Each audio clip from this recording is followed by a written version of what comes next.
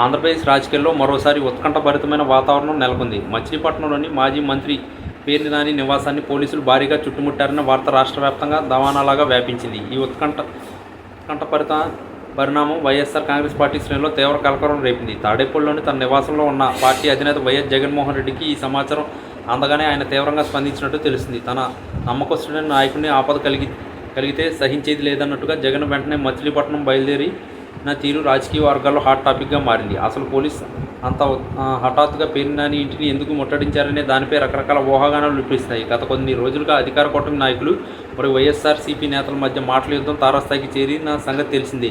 ఈ క్రమంలోనే ఏదైనా పాత కేసుల విషయంలో లేదా శాంతి భద్రత సమస్య నెపంతోనూ పోలీసులు ఈ చర్యలు ఉపక్రమించి ఉంటారని రాజకీయ విశ్లేషకులు భావిస్తున్నారు. పేర్ని నాని ఇంటి వద్ద భారీగా మోహరించిన పోలీసులు బలగాలు అక్కడ చేరుకుంటున్న కార్యకర్తలను అడ్డుకోవడంతో ఉద్రిక్తత మరింత పెరిగింది.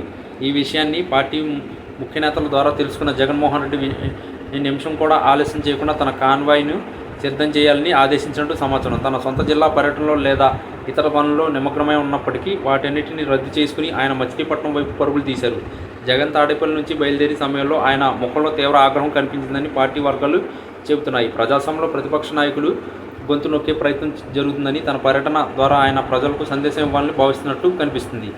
జగన్ వస్తున్నారన్న వార్త తెలియగానే మచిలీపట్నం పరిసర ప్రాంతాల్లో వైఎస్ఆర్సీపీ కార్యకర్తలు భారీగా తరలివచ్చారు. పోలీస్ ఆకాంక్షలు ఎన్ని ఉన్నప్పటికీ తన నాయకుడికి మద్దతు నిలిచేందుకు వారు సిద్ధమయ్యారు. ఒకవైపు పోలీసుల మోహరింపు, మరోవైపు జగన్ రాకతో బందరపట్నం మొత్తం హైటెన్షన్తో రగిలిపోతుంది. జగన్ అక్కడకు చేరుకున్నాక ఎట్లాంటి పరిస్థితులు తలెత్తుతాయనేది ఇటు పోలీసులు అటు సామాన్య ప్రజలు ఆందోళన వ్యక్తం చేస్తున్నారు. ప్రభుత్వం కావాలనే కక్ష సాధింపు రాజకీయాలకు పాల్పడుతుందని జగన్ ఇప్పటికే తన అంతర్గత సమావేశంలో ఆగ్రహం వ్యక్తం చేసినట్టు తెలుస్తుంది. పేర్ని నాని నివాసం వద్ద జరుగుతున్న ఈ పరిణామాలు కేవలం ఒక నాయకుడికి పరిమితం కాకుండా రాష్ట్ర రాజకీయాల్లో ఒక పెద్ద మలుపుగా మారే అవకాశం ఉంది. జగన్ వేగంగా స్పందించి ఘటనా స్థలానికి వెళ్లడం ద్వారా తన పార్టీ నేతలను మరియు కార్యకర్తలు తానున్నాననే భరోసా కల్పించారు. పోలీసుల చర్య వెనుక ఉన్న ఉద్దేశం ఏదైనా జగన్ స్పందన మాత్రం ప్రభుత్వానికి ఒక బలమైన హెచ్చరికలా మారిందనడంలో సందేహం లేదు. ఈ రాత్రికి మచిలీపట్నంలో ఏం జరుగుతున్నదని అందరూ ఆసక్తికరంగా ఎదురు చూస్తున్నారు. రాజకీయ కక్ష సాధింపుకు వ్యతిరేకంగా జగన్ ఎలాంటి కార్యాచరణ ప్రకటిస్తారో చూడాలి.